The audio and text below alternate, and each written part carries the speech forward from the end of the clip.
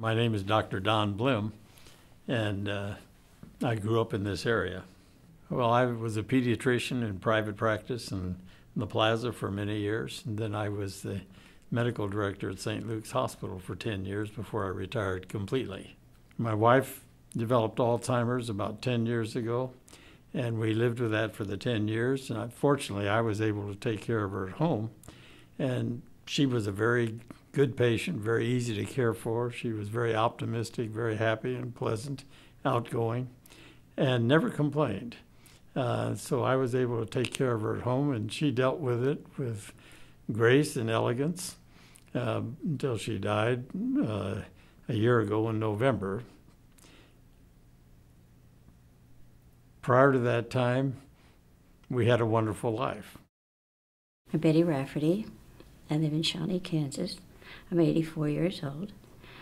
I have 7 children, and I became involved in this program, in the Alzheimer's program.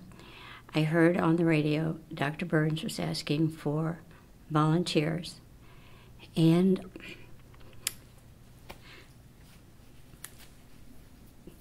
I wanted to do it for my father.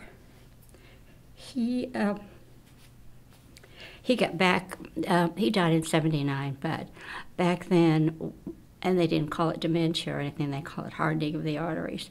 But he was at a point to where, in his mind, he said someone broke his legs, and so he never would walk after that happened. He was probably in his early 80s when this happened. And so we were very close, and I really loved my father.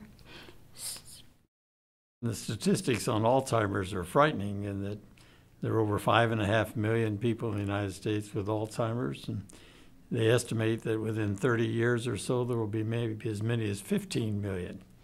And with the aging population, the incidence of Alzheimer's is increasing exponentially. In my life, I have so many acquaintances, so many people, because of my age especially, who are suffering from this, and it just breaks your heart. It really does. I'm very supportive of the Alzheimer's Project, and I think the answer for Alzheimer's is research, and we have to make research a high priority, and above all, we have to seek adequate funding for that research, and that's my concern, that it will be appropriately funded.